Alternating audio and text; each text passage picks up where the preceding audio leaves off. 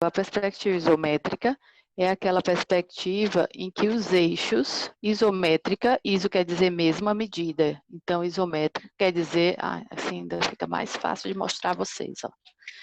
A perspectiva isométrica é aquela perspectiva na qual os eixos formam 120 graus entre si. Deixa eu ver como é que fica.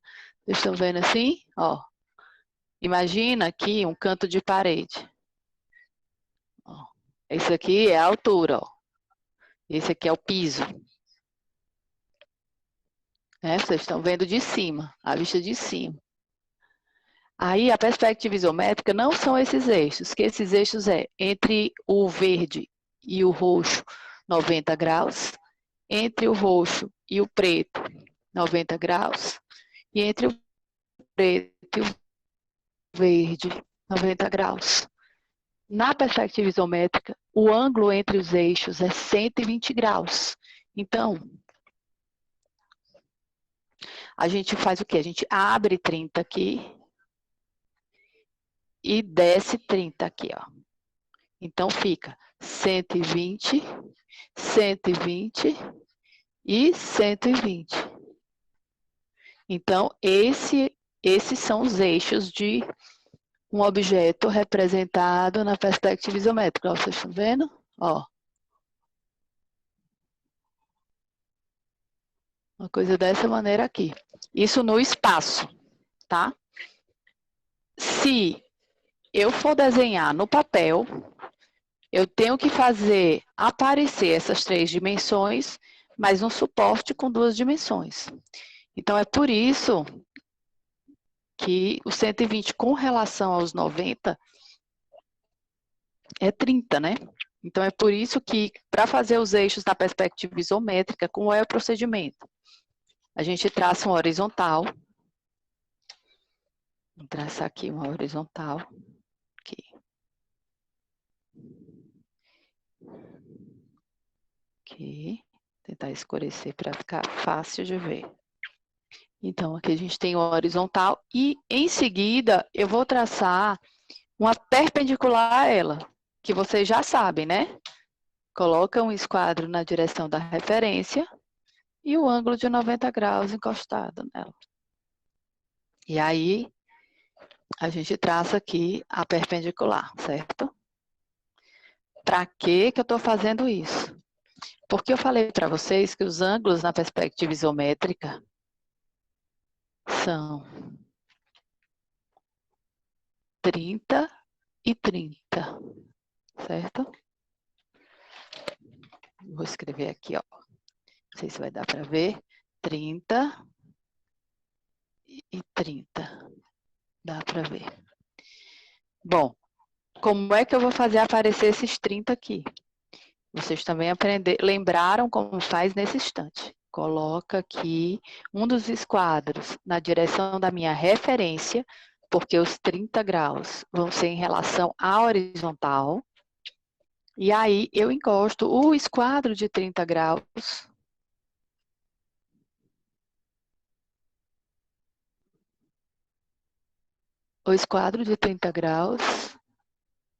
aqui no outro que está na minha referência.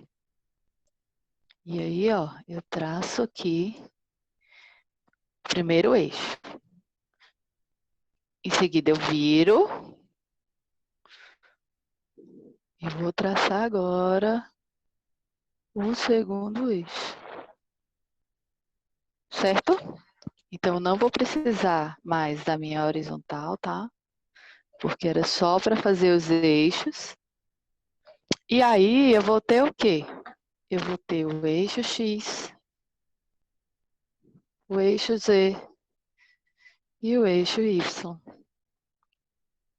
apagar aqui para aumentar a nossa área. Então, voltando ao exemplo que eu dei na aula que eu expliquei isométrica, que é o exemplo seguinte, eu tenho um cubo de aresta 3, por exemplo, podia ser qualquer aresta, eu escolhi 3, numa perspectiva qualquer aqui. Então, eu tenho um cubo de aresta 3. Então, eu sei que o cubo é feito por 6 faces. Em cada face é um quadrado de lado 3, né? Então, se eu, por exemplo, desenhar os eixos em qualquer ponto desse cubo, por exemplo, esse aqui, ó, eu vou desenhar o Z, que é a altura, o X e o Y.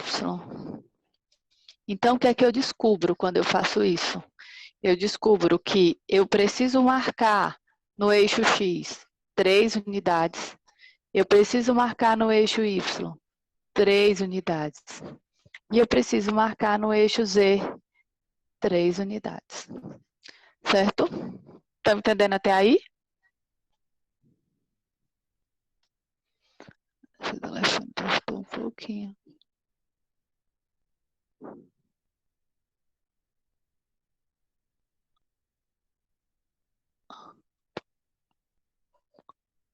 O telefone se deslocou um pouquinho, tá ajeitando.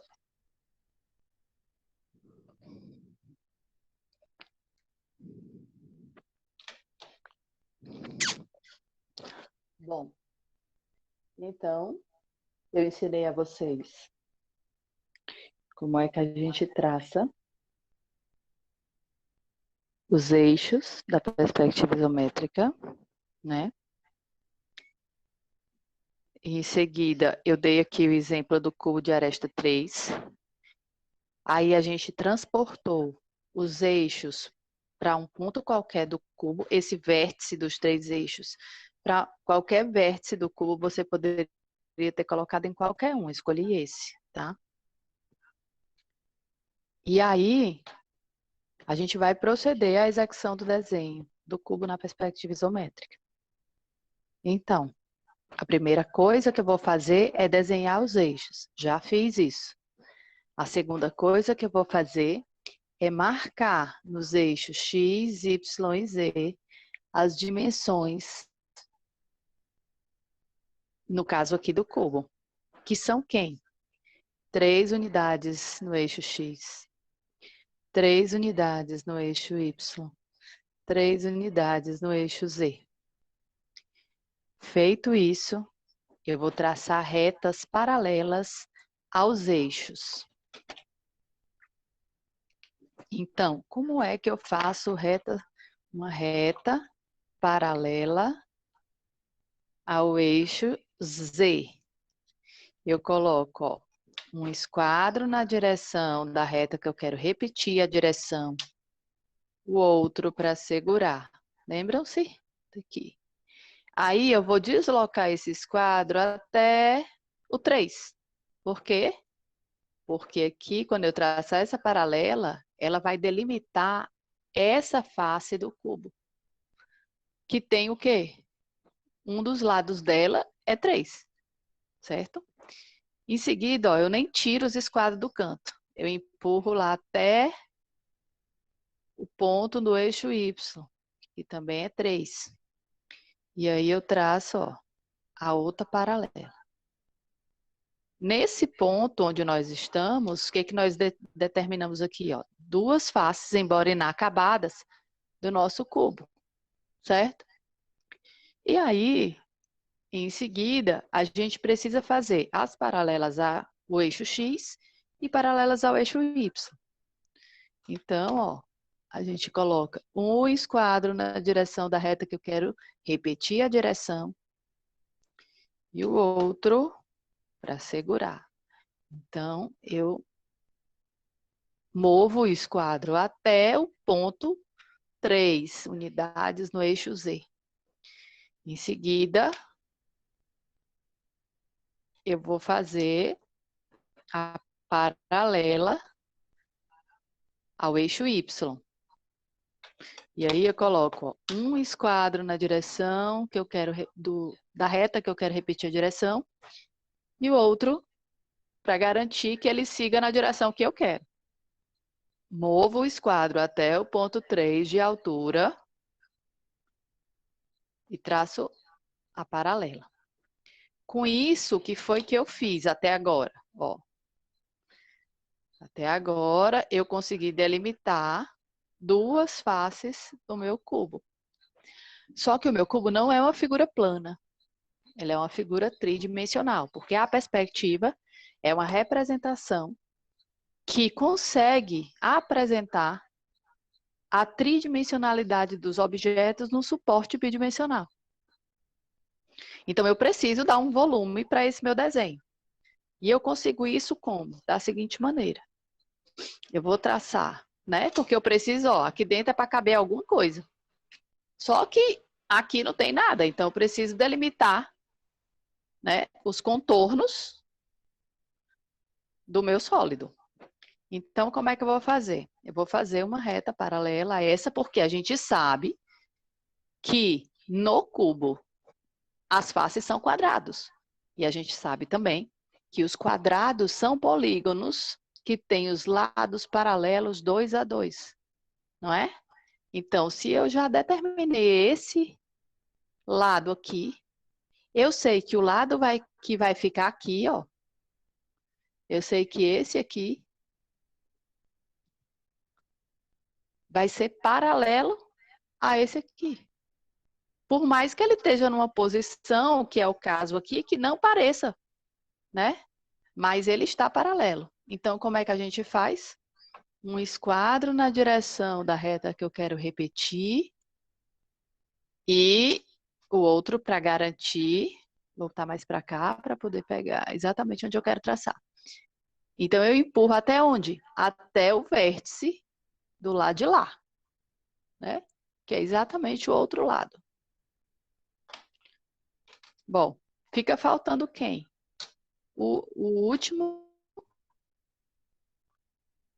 a última aresta oposta a essa aresta de cá. Que eu vou fazer da mesma forma.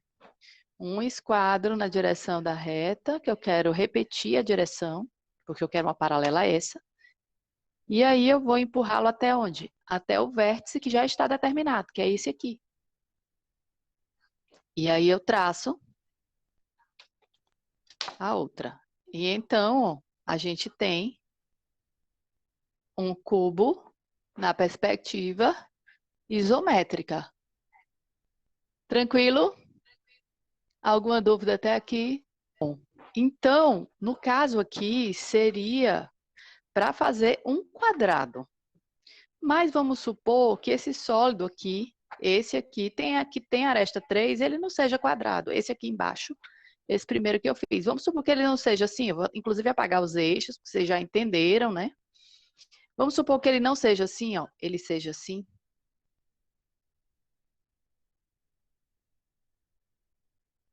Vou apagar também a parte de dentro, para não ficar confuso.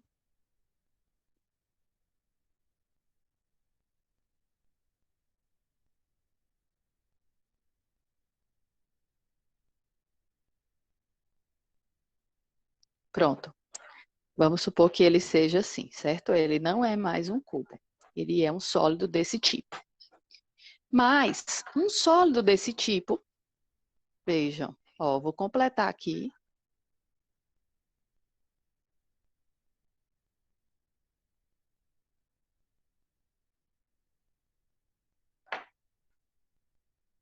Aqui. Então, eu completei como se ele tivesse o que a gente chama isso aqui de paralelepípedo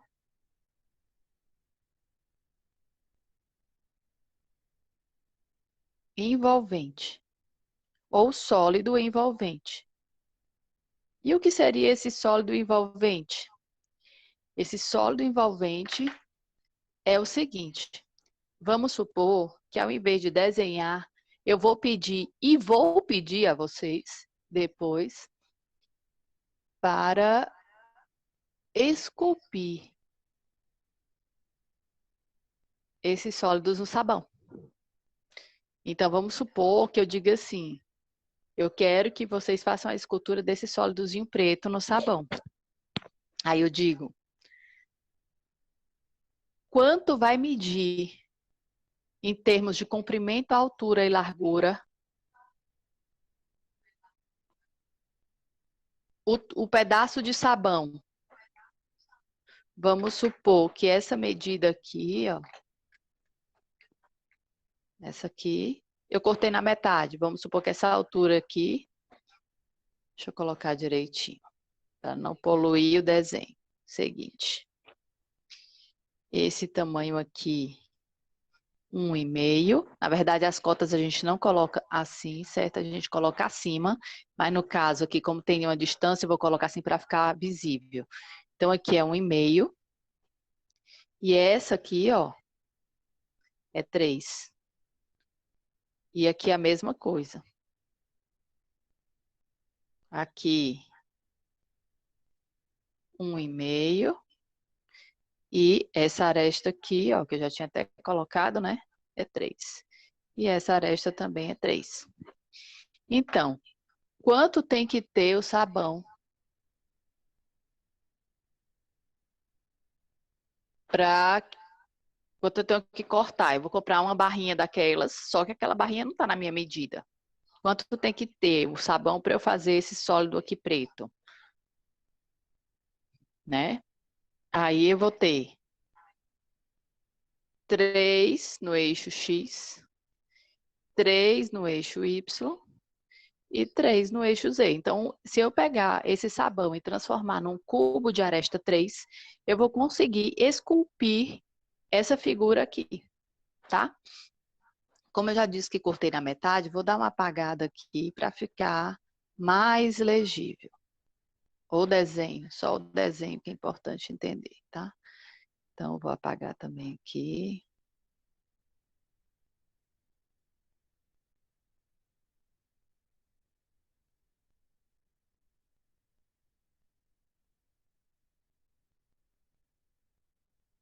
Pronto, já sabe que é 3. Então, tá aqui o desenho. E aí, a gente pode encarar esse desenho como o seguinte. Um cubo de aresta 3.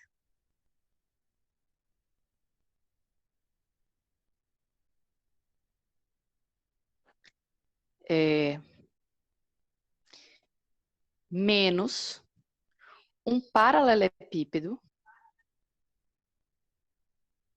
Não sei se vocês vão achar mais fácil assim, mas tem quem acha, então eu sempre apresento isso aqui que é legal, inclusive para a criatividade. Mais um paralelepípedo com medidas 3, 1,5 e 1,5. Então, é um 3 por 3 por 3, menos um 3 por 1,5 por 1,5. Então, se a gente construir esse aqui, 3 por 3 por 3, e depois subtrair dele, ou seja, pegar o estilete e arrancar fora desse pedaço de sabão, esse tamanho, 3 por 1,5 por 1,5, quem que eu vou obter? Eu vou obter o meu sólido preto. Certo? Espero que vocês estejam acompanhando. Isso aqui é o raciocínio que é para a gente ter em termos de recortes dos sólidos, que podem ser através da adição ou da subtração de pedaços, né? Vamos supor que vocês ganharam, sei lá, vários módulos, né? Uns em forma de cubo, outros em forma de paralelepípedo, outros em forma de prisma, pirâmide. E aí vocês precisam montar um sólido encaixando esses. Então, ou vocês vão montando, adicionando esses sólidos. A gente vai fazer uma atividade, eu vou depois com calma, né? Vou gravar um videozinho para vocês fazerem em casa com tranquilidade, né? Então a gente vai subtraindo. Esse raciocínio ajuda a gente a entender e a ter uma visão espacial mais consistente, vamos dizer assim. Bom, então, entendido isso, a gente pode fazer o seguinte, ó, em termos do desenho em si, os passos são os seguintes. Vou repetir o que eu disse no começo. A primeira coisa que a gente fez foi desenhar os eixos. Os eixos na perspectiva isométrica, né? É um eixo vertical e 2 eixos que formam um ângulo de 30 graus com a horizontal, certo? Então, nós fizemos os eixos. O segundo passo é desenhar o paralelepípedo envolvente. Ou seja, é aquele sólido mínimo necessário para você conseguir executar o desenho do sólido que você quer. Então, no caso aqui, o nosso sólido envolvente tem medidas 3 unidades no eixo X, 3 unidades no eixo Y e 3 unidades no eixo Z. Então, ele está aqui, né? Então, desenhamos os eixos, marcamos as unidades 3, 3 e 3, altura, comprimento e profundidade nos 3 eixos, traçamos as paralelas a esses eixos e conseguimos fazer o nosso paralelepípedo envolvente, que é o segundo passo. O terceiro passo, a gente vai olhar para o nosso sólido aqui e ver. Eu preciso fazer o quê? Eu preciso tirar um sólido desse meu paralelepípedo envolvente de tamanho 3 por 1,5 por 1,5. Eu preciso tirar um sólido com essas medidas. Então, o que é que eu vou fazer? Eu vou marcar esses tamanhos nos eixos, certo?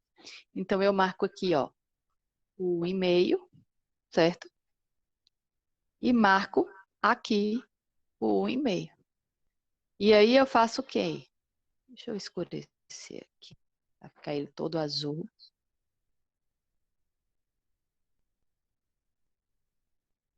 Bom, então marcados os pontos, eu vou fazer quem? As paralelas aos eixos, né? Faço uma paralela ao eixo X, faço uma paralela ao eixo Y, e pelo outro ponto que eu marquei, eu faço uma paralela ao eixo Z e faço uma paralela ao eixo X. Só para o caso de vocês não lembrarem, ó, como é que eu vou fazer as paralelas? Um esquadro na direção da reta que eu quero repetir, levo ele até o ponto, traço a reta que eu quero. Posso continuar aqui, ó, e levar até lá, traço aqui a paralela. E aí, aqui, paralela ao eixo Y, levo até o ponto da metade que eu marquei, traço aqui a paralela.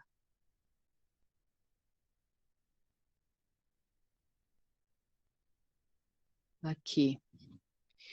E por fim, paralela aqui ao eixo Z, sempre nos pontos que eu marquei, tá? Que são 1,5 e 1,5. Bom, feitas as paralelas, né? Eu vou tirar essa parte. Eu posso até completar para ficar mais claro ainda, ó. Eu preciso ainda aqui de uma paralela Z, passando por esse ponto, né? Preciso de uma outra paralela, né? O esquadro. Aqui. Preciso de outra paralela que é a IX, passando por esse ponto. E preciso de uma paralela aqui, paralela a Y, passando por esse ponto. Então, utilizando os esquadros, eu fiz isso. Então, o que que eu posso ver? Vou até substituir aqui, ó, para vocês terem uma visão melhor do sólido que eu estou recortando desse sólido maior que eu tinha feito, tá? Essa aqui é a parte. Pronto. Então, eu vou ter que tirar essa parte vermelha do meu sólido maior azul. Quando eu tiro essa parte vermelha, o que que acontece? Ó, vou escurecer aqui de azul. Aqui. Aqui. Aqui. E aqui. E aqui. Essa parte saiu, né? Porque o volume... Ó. Então, o sólido fica isso.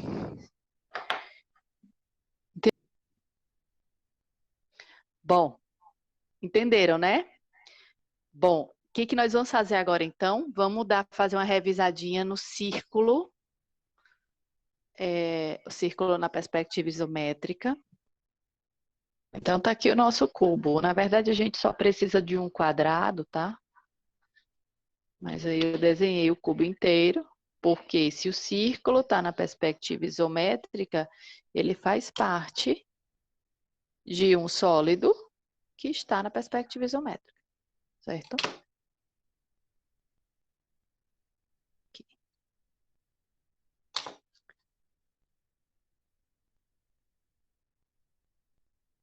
Bom, só porque o esquadro fica passando em cima e apaga, né? Porque aqui é um quadro branco. Bom, então, vamos colocar aqui, dar nomes aos bois, né? Aqui, esse vermelho já está meio apagadinho. Vou colocar...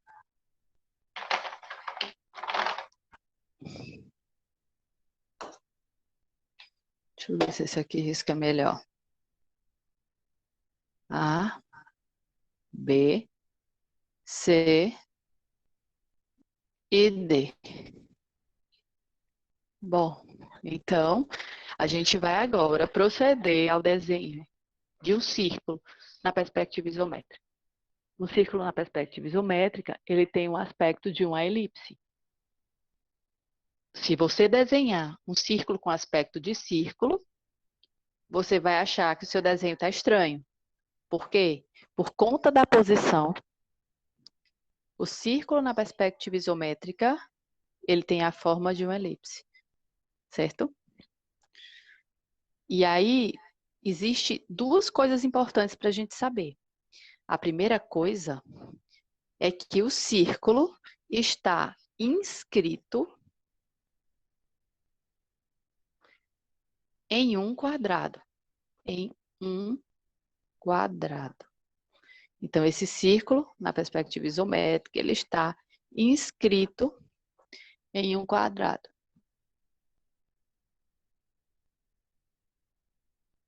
E a outra coisa importante é o quê? É que o lado do quadrado é igual ao diâmetro, símbolo de diâmetro é esse aqui, do círculo. Então, ó, para a gente fazer o círculo na perspectiva isométrica, é importante a gente lembrar, né? Que ele precisa estar inscrito em um quadrado, e lembrando que se ele está inscrito no quadrado, ele está no mesmo plano do quadrado, porque uma coisa, quando está inscrita, está no mesmo plano, né? Não tem como estar inscrito em outro plano. E uma outra coisa é que o lado do quadrado é igual ao diâmetro do círculo, certo? Bom, com isso na cabeça, a gente vai dar início ao traçado propriamente dito, tá? Vou pegar devagar para não balançar muito. Bom, então a primeira coisa que nós vamos fazer é determinar os pontos médios dos lados desse quadrado. Então, os pontos médios de A... Ixi, não estava nem escrevendo, peraí. Os pontos médios de AB, aqui, ó, de BC, de CD e de AD. Como é que a gente faz isso, hein? Tá aqui o segmento AB, por exemplo. Como é que eu determino o ponto médio? Não vai dar para fazer com compasso com a caneta, mas vai dar para demonstrar. Eu abro o meu compasso, uma abertura qualquer maior que a metade, centro aqui numa extremidade e traço aqui, ó, um arco para cima e para baixo, certo? E eu vou riscar aqui com o pincel, eu não posso riscar com aquela outra caneta.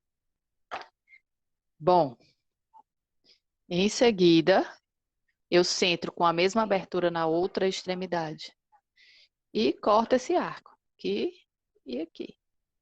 Então, ó, vai sair uma coisa assim e assim. Quando eu faço isso, eu determinei 2 pontos. Esse aqui, ó. E esse aqui. Sei lá, vamos chamar de T e V. A gente sabe que para determinar a direção de uma reta, a gente só precisa de 2 pontos, né? Os 2 pontos a gente está aqui. Na verdade, a gente pode traçar, porque na verdade esse é o procedimento de traçar mediatriz, mas nesse caso aqui do quadrado, nem precisa. Por quê? Porque eu só quero ponto médio. Então, eu não preciso traçar a reta inteira. Determinei o ponto médio. Isso se o comprimento não for 10, 8, 6, né? Porque aí se for, você só coloca o escalímetro e mede o tamanho. Bom, então fizemos isso. Desenhamos o quadrado. Aí, demos nomes aos vértices, né? Para ficar mais fácil a gente se localizar. Em seguida, a gente achou os pontos médios dos lados, que a gente vai chamar aqui, vou escrever até de outra cor,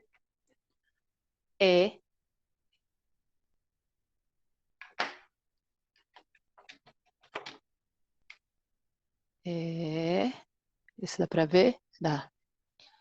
F, G e H. Então, pronto, determinamos os pontos médios dos lados. Então, achamos o quadrado, determinamos os pontos médios dos lados. Agora, a gente vai ligar o vértice cujo ângulo é maior que 90, ó.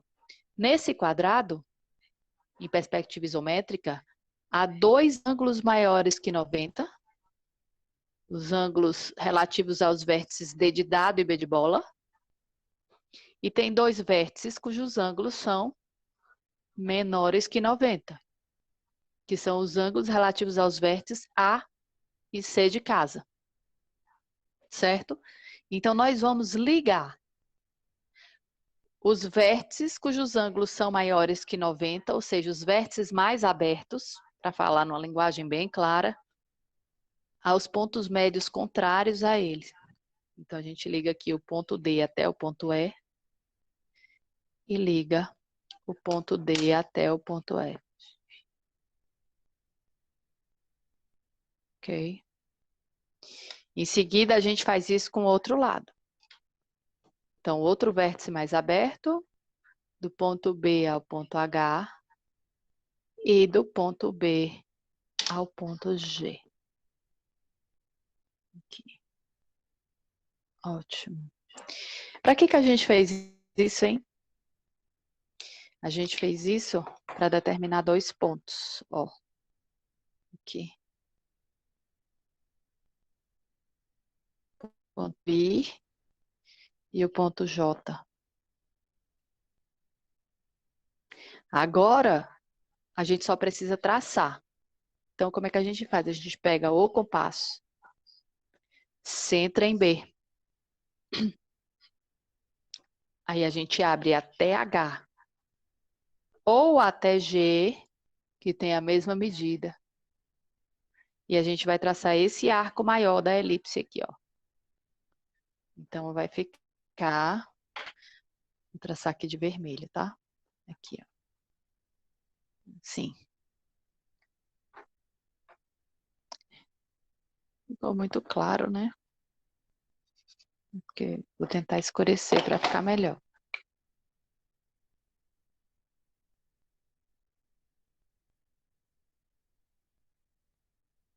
Pronto. Então, tracei a parte maior da elipse.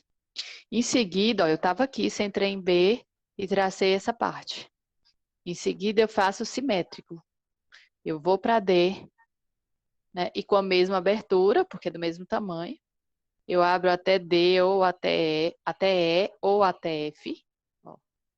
E aí eu traço a outra parte maior da elipse, ou do círculo em perspectiva isométrica.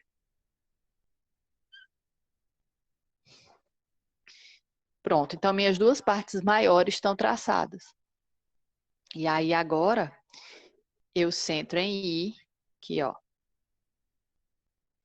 no ponto que eu determinei, um dos pontos. Abro até H ou até E e vou traçar a parte menor. Vou tirar minha mão do meio aqui para vocês verem. Aqui ó, traça a parte menor da elipse. Então fica uma coisa assim. Certo? E por fim, eu centro em J, abro até G ou até F e traço a outra parte menor da elipse. E aí fica uma coisa dessa maneira. Podia chegar aqui e dizer o seguinte: na perspectiva cavaleira, assim como na isométrica, isso é verdade, a primeira coisa que eu faço é desenhar os eixos. Então, os eixos na cavaleira, eles têm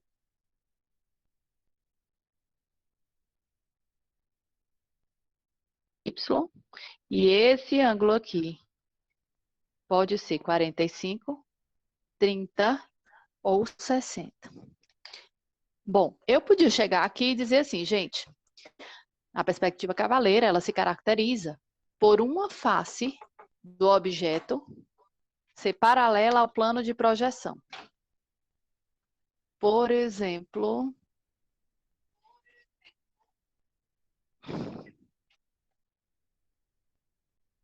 plano de projeção, o objeto. Vocês estão vendo que essa face aqui, da espuma de apagar, está paralela ao plano? Pronto. Então, o que está paralelo ao plano, e por esse apagador vão passar raios projetantes até o plano. E eu vou ligar os pontos determinados pela interseção desses raios projetantes nesse plano e eu vou ter as projeções, como eu acho que eu mostrei a vocês na primeira aulinha de perspectiva. Então, na perspectiva cavaleira, ela é resultante de uma projeção cilíndrica e aí uma das faces, ela está paralela ao plano de projeção, ó, aqui, essa aqui. Essa face, ela está em verdadeira grandeza, ou seja, as medidas de X são X, as medidas de Z são Z. Acontece que a perspectiva cavaleira ela é resultante de uma projeção oblíqua, cilíndrica oblíqua. Então, o que que acontece?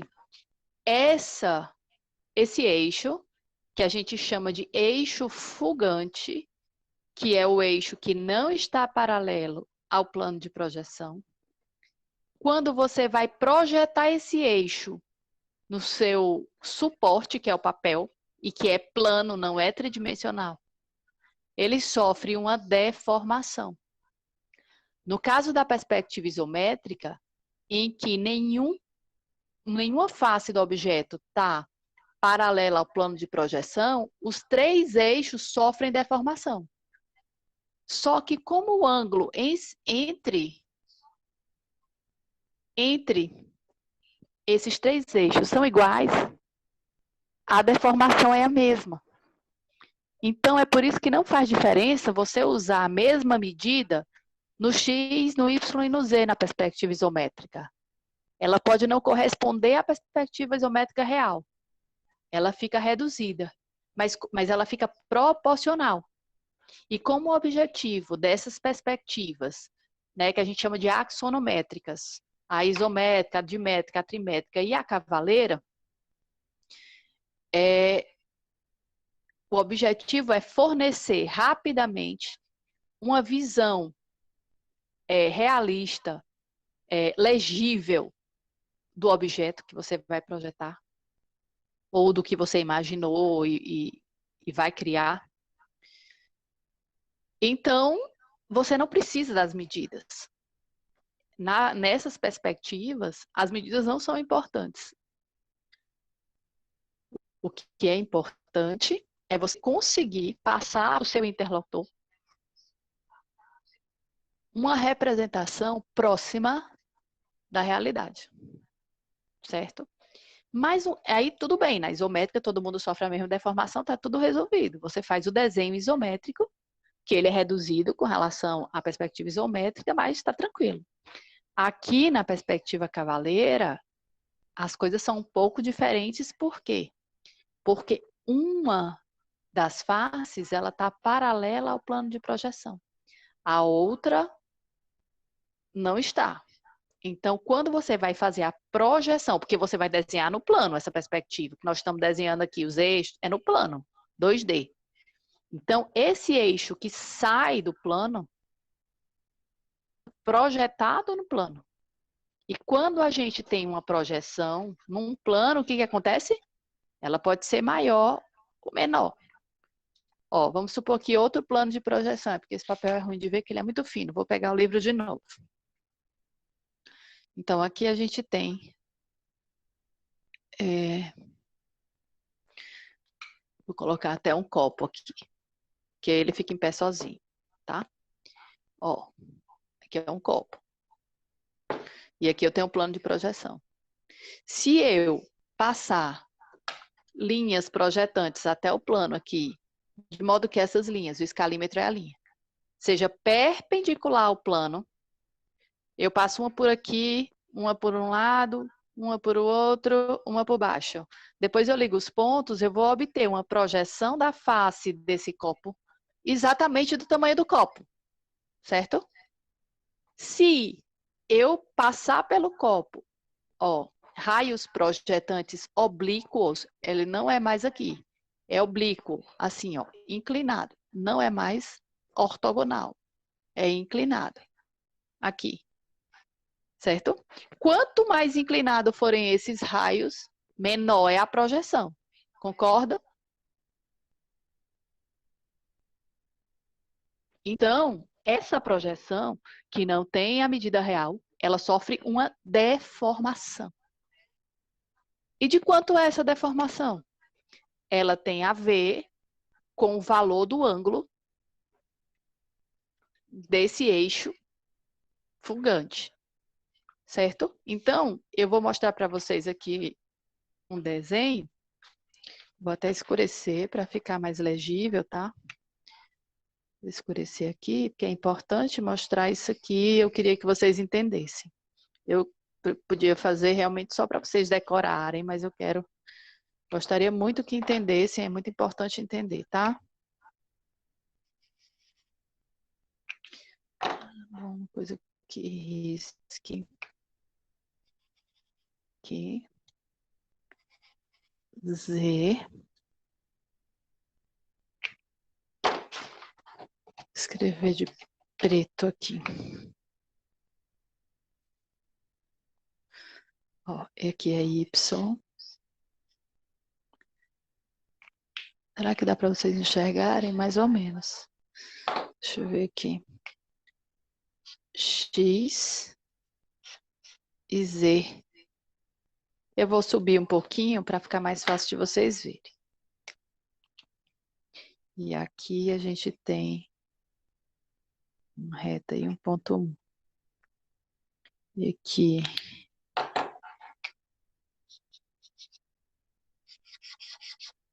que é o O, que é um ponto 1, que é o ponto 1. Aqui está o observador no infinito, porque ele é resultante de uma projeção cilíndrica. E eu quero também mostrar outro desenho, para vocês entenderem de onde é que vem isso, porque senão fica muito complicado.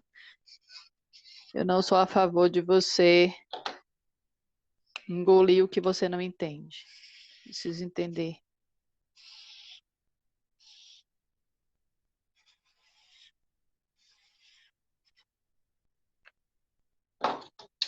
Quando a gente entende, a gente pode criar em cima do entendimento. Quem não entende não cai criar em cima de nada, porque às vezes não consegue nem reproduzir, quanto mais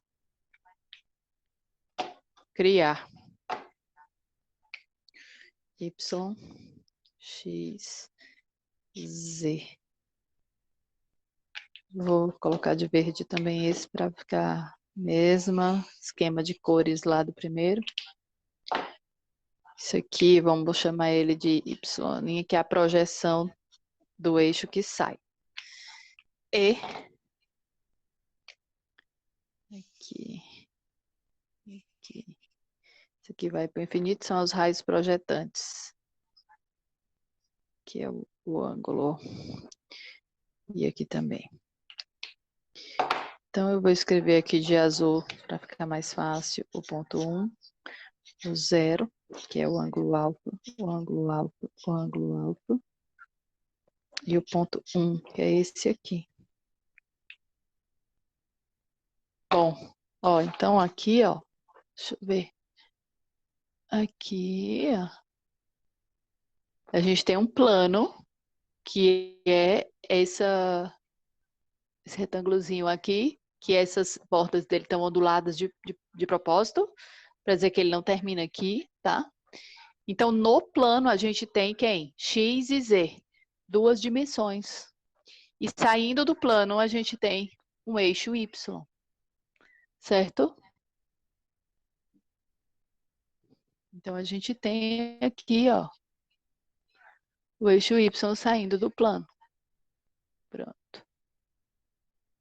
E aí, a gente tem aqui tracejadinhos, raios projetantes. Certo? E esse verde é a projeção do eixo Y no plano, né? Vocês estão vendo que é a projeção. Então, agora essa é uma outra figura que eu quero mostrar, ó, que é parecida com aquela, tá? Vou tentar parar aqui. E aí, ó, a gente vê o quê? A gente vê que a projetante sai aqui do Y e vai até o plano de projeção. Quando ela chega no plano de projeção, ela intercepta ele no ponto 1, que é esse aqui, ó. Daquele marcado. Então, a reta que sai da origem dos eixos no plano até o ponto 1 e passa é quem? É a projeção do eixo Y, que é a projeção do eixo que não fica paralela ao plano de projeção. Tá? E aí, olha, a gente olhando para esse triângulo aqui, que é o triângulo formado pela projeção de um eixo, pelo outro eixo e pelos raios projetantes, a gente vê que tem aqui um ângulo alfa. E aí, esse ângulo alfa, eu vou fazer aqui o triângulo maior, para depois eu desenho isso aqui de novo, porque aí fica mais fácil de vocês entenderem. Então, esse triângulo, deixa eu ver se eu boto a figura aqui. Pronto. Esse triângulo aqui formado, ó, aqui eu tenho o eixo Z, o eixo X, e eu tenho aquele eixo Z que saiu do plano. Então, isso aqui é X, esse aqui é Z. E esse aqui, ó, é a projeção do Y, que eu obtenho passando o raio projetante até o plano. O objeto, ele está aqui, a profundidade dele em algum lugar, E aí, desse ponto que ele está, eu traço uma reta até o plano. Onde ele encontra aqui o plano, eu vou chamar de ponto 1, tá? Então, vou só botar os mesmos nomes aqui, 0, 1 e 1. E esse aqui é o ângulo alfa. Então, o que é importante aqui? Esse tamanho aqui, olha, vou ver se eu consigo ser o mais clara possível. Esse tamanho aqui, que o nome desse tamanho é do 0 até 1, é um segmento do ponto 0 até o ponto 1. Esse tamanho é o tamanho real da profundidade, né? Porque vocês lembram que esses dois eixos aqui estão no plano, que é o plano que eu vou desenhar. Esse aqui está fora. É a profundidade que a gente chama de fulgante que está fora desse plano e que vai sofrer uma deformação quando eu colocar ela para ser desenhada no plano que eu estou. Então, ela vai sofrer uma deformação que eu não sei qual, é isso que eu estou querendo saber. E aí, esse aqui é o tamanho real, certo? E aqui, ó, de 0 até 1, é o tamanho que eu vou desenhar, tá? Então, eu vou olhar para esse triângulo aqui. O triângulo é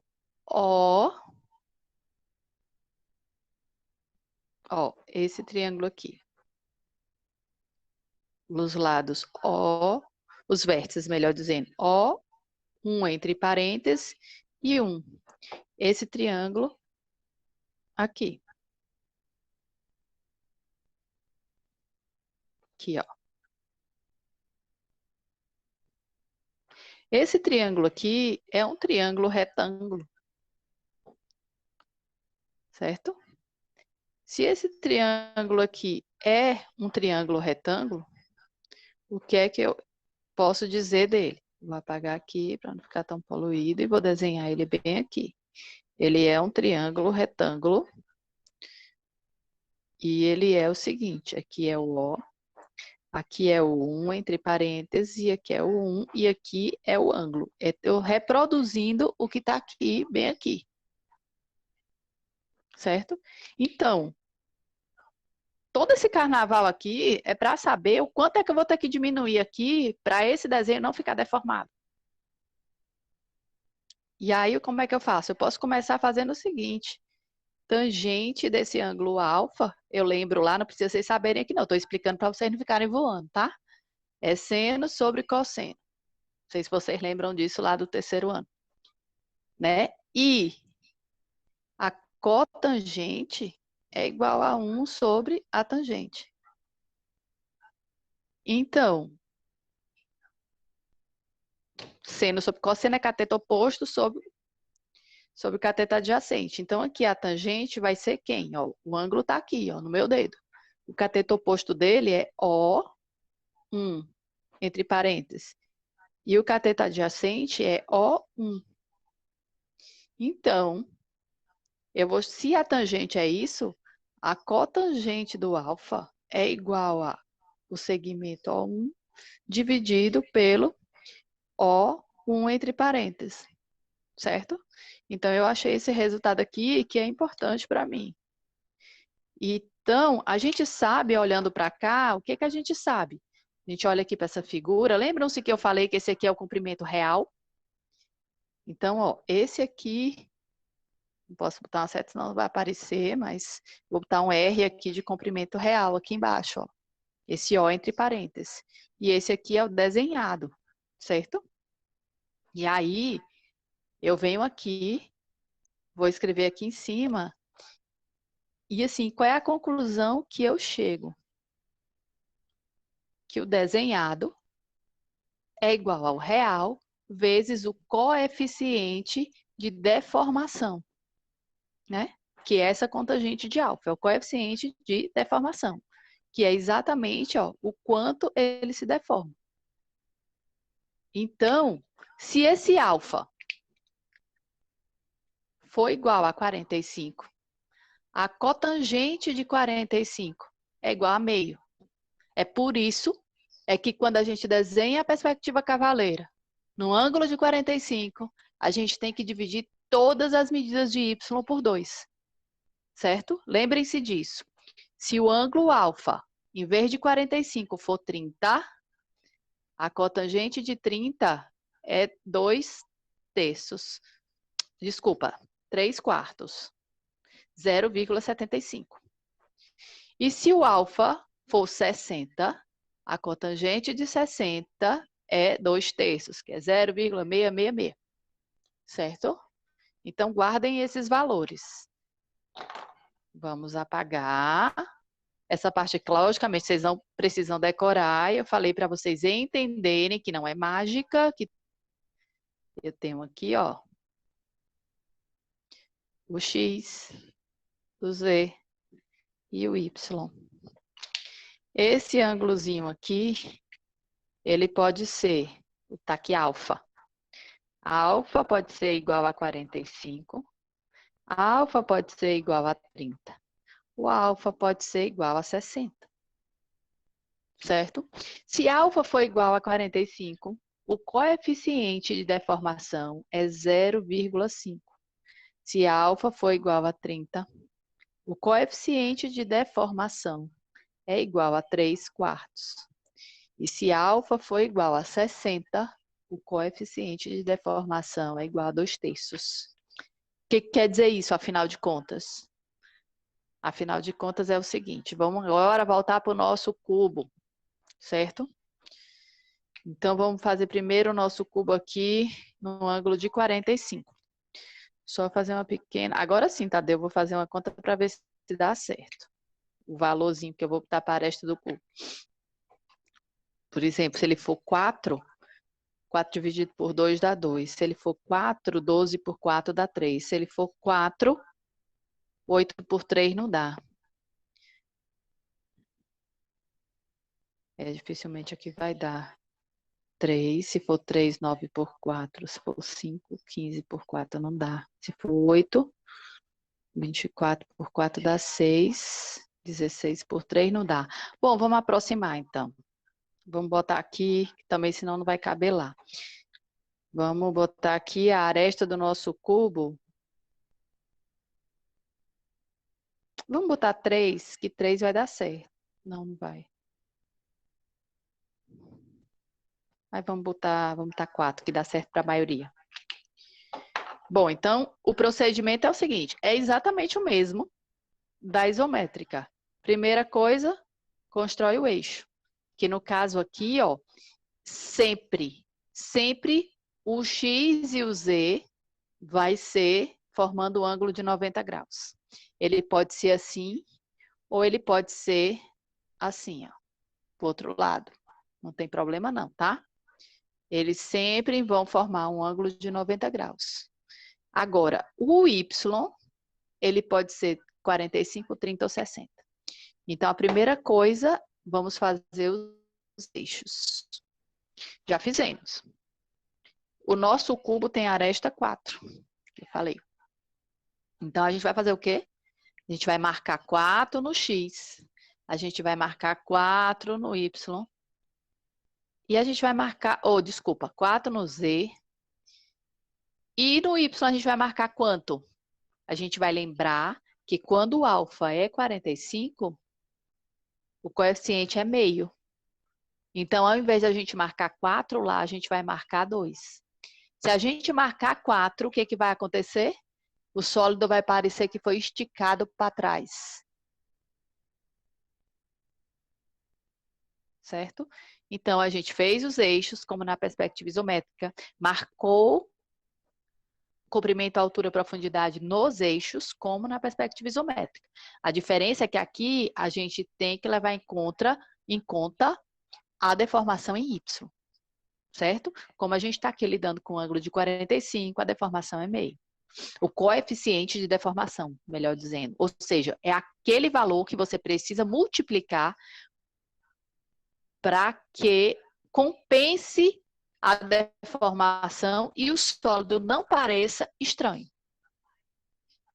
Então, ó, marcamos, né? Então, vamos fazer aqui as paralelas aos eixos, ó, do mesmo jeito que a gente fez lá na isométrica. Olha aqui. E agora, vamos fazer as outras paralelas de trás. Acabou. É muito mais fácil do que a isométrica, tá? E se agora a gente, ao invés do 45, nosso ângulo fosse o 30, o que a gente ia fazer? A gente ia fazer a mesmíssima coisa. Marcar as unidades nos eixos. No caso aqui, 4,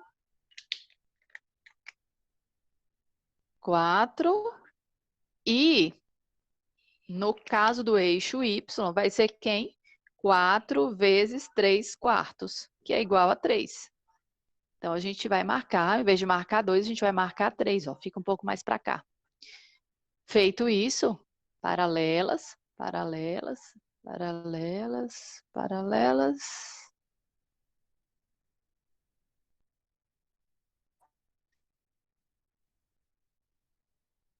E aí, ó, a gente fez o cubo na cavaleira com ângulo de 30 graus, certo? Se a gente tiver um ângulo de 60, a gente vai fazer o seguinte. Vamos marcar os 4, né? Vamos marcar aqui os 4. E no eixo Y, a gente vai marcar 4 vezes 2 terços, que é igual a 8 dividido por 3. Que aqui vai ser 2,6 alguma coisa, 65, vamos supor. Então, a gente marca aqui uma coisinha entre aqui, o 2 e o 3. E aí, vamos fazer as paralelas. Aqui, aqui, e aqui, e aqui. E aí, a gente finaliza a construção do cubo na cavaleira com... Tá? Então, é muito simples. Coisa importante. E o círculo, hein?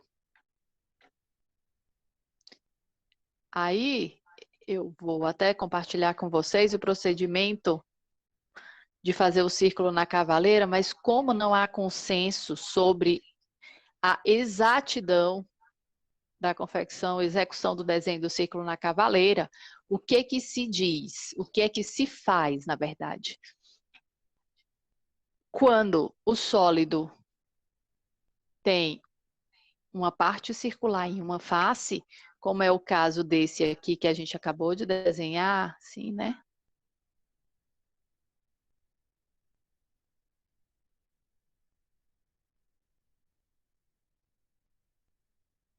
Esse que a gente acabou de fazer.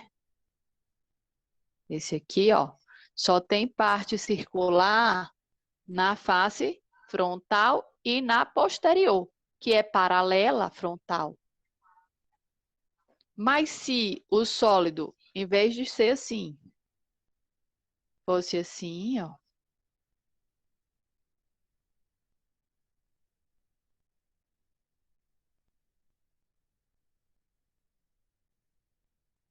fazer aqui.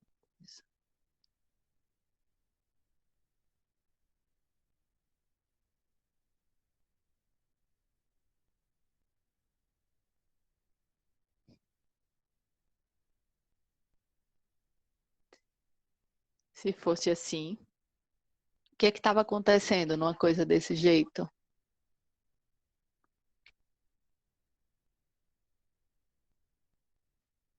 Estava acontecendo o seguinte, ia ter uma parte circular na face frontal e uma parte circular na parte posterior, que é paralela à frontal.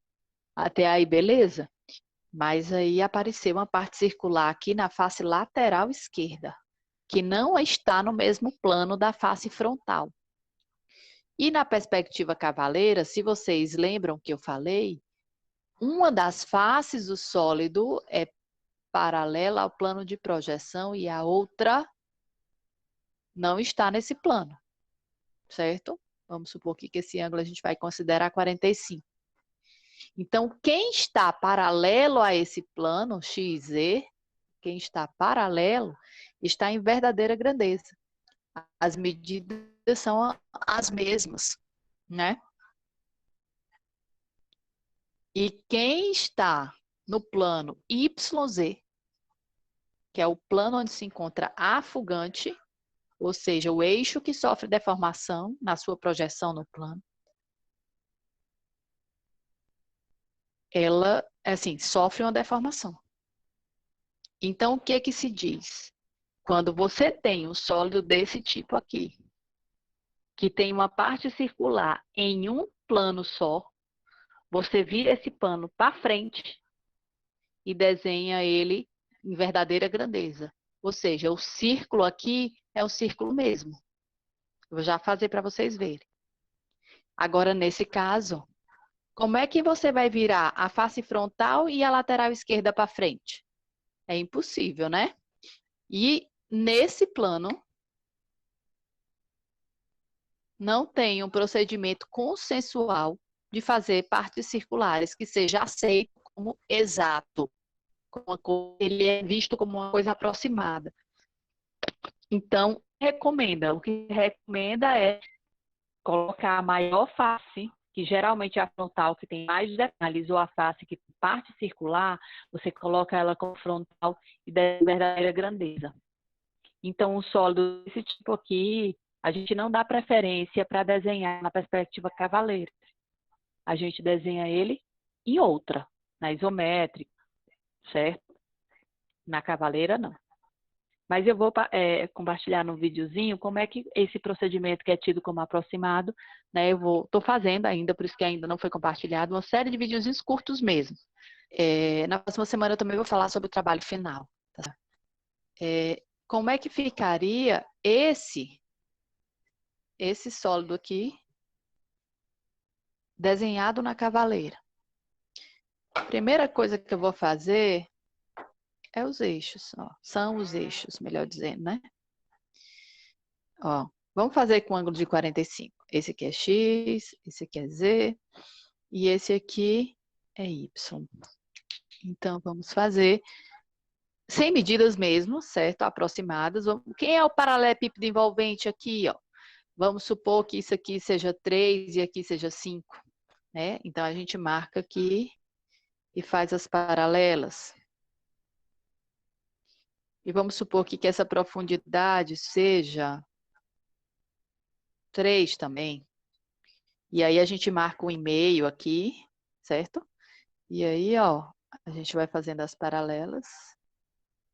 Para a gente fazer o paralelepípedo envolvente para fazer esse sólido na cavaleira. Vocês estão vendo que é muito semelhante à perspectiva isométrica. Com o detalhe que ela ainda é mais fácil, porque o círculo aqui é círculo. Você não tem que ir atrás de fazer elipse em canto nenhum. Vira ele para frente e faz o círculo. Então, para fazer a parte circular aqui é muito fácil. Vamos supor que aqui seja 2 e aqui seja 2. Então, vamos marcar aqui os dois, vamos marcar aqui os dois e os dois. Então, aqui, ó, a gente traça as retas. E falta quem para terminar esse sólido? Falta a parte circular. Ó, vamos marcar aqui o centro.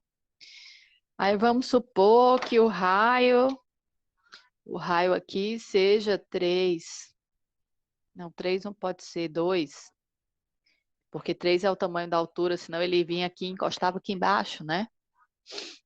Então, 2. Então, você centra o seu compasso aqui no meio, aqui está indicando que é o centro. E aí você abre 2, que é o raio, e traça a circunferência. E acabou. Faz a mesma coisa aqui atrás, ó. E aí você percebe o seguinte, que perspectiva cavaleira é muito, muito, muito fácil. Né?